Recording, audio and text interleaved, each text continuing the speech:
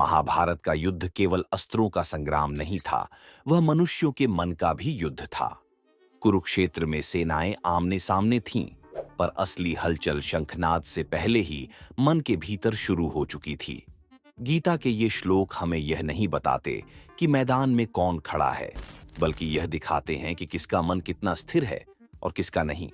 आज हम श्लोक 4, 5 और 6 के माध्यम से उसी अदृश्य युद्ध को समझेंगे जो हर मनुष्य अपने जीवन में कभी न कभी लड़ता है। भगवत गीता अध्याय 1 श्लोक 4। अत्र शूरा महेश्वासा भीमार्जुन समायुधि युयुद्धानो विराटश्च द्रुपदश्च महारथा। इस श्लोक में दुर्योधन शत्रु पक्ष के योद्धाओं को भीम और अर्जुन के समान शक्तिशाली बताता है। देखने में यह केवल वीरों की प्रशंसा लगती है, पर गीता यहाँ दुर्योधन के मन की स्थिति खोलती है।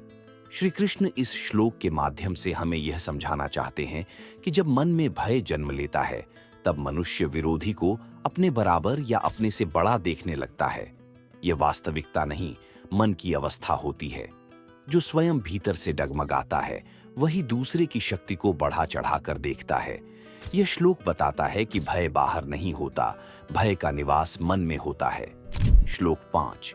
धृष्ट केतुश्च कितानः काशीराजश्च वीर्यवान पुरुजित कुंती भोजश्च शैब्यश्च नरपुंगवः। यहाँ दुर्योधन और अधिक योद्धाओं के नाम जोड़ता है।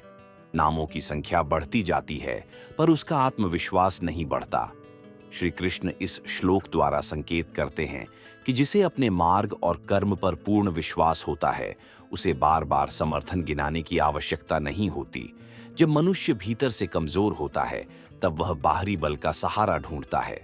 यह श्लोक सिखाता है कि शब्दों की अधिकता अक्सर मन की अस्थिरता को ढकने का प्रयास होती है। श्लोक 6। युद्धामन्युश्च विक्रांत उत्तमौजाश्च वीर्यवान सौभद्रो द्रौपदेयाश्च सर्व एव महारथा। इस श्लोक में दुर्योधन अंत में कहता है कि ये सभी महारथी हैं। ये वाक्य सुनने में दृढ़ लगता है, पर वास्तव में यह मन को समझाने का प्रयास है। श्री कृष्ण यहाँ अत्यंत सूक्ष्म सत्य प्रकट करते हैं। सच्चा आत्मबल मौन में स्थिर रहता है, उसे स्वयं को सिद्ध करने की आवश्यकता नहीं होती। जो अपने बल को बार बार घोषित करता है, वह भीतर कहीं न कहीं आशंकित होता है। यह श्लोक हमें सिखाता है कि आत्मविश्वास शोर नहीं करता, वह शांत रहता है। तीनों श्लोकों का सार।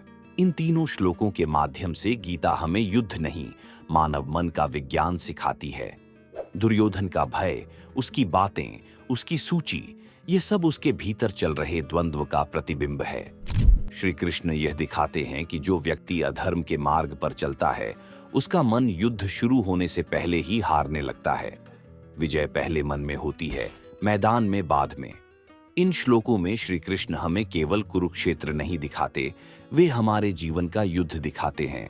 जब हम बार बार अपनी शक्ति गिनाने लगते हैं, जब हम दूसरों की तुलना करने लगते हैं, तब समझ लेना चाहिए युद्ध बाहर नहीं, भीतर चल रहा है। गीता यह नहीं कहती कि शक्तिशाली मत बनो, गीता कहती है पहले स्थिर बनो। क्योंकि जो मन स्थिर होता है, उसे न शत्रु डराता है न भविष्य। यदि आज तुम्हारा मन भी अस्थिर है, तो समझ लो गीता तुम्हारे लिए ही बोली जा रही है, और यही से जीवन का वास्तविक मार्ग आरंभ होता है।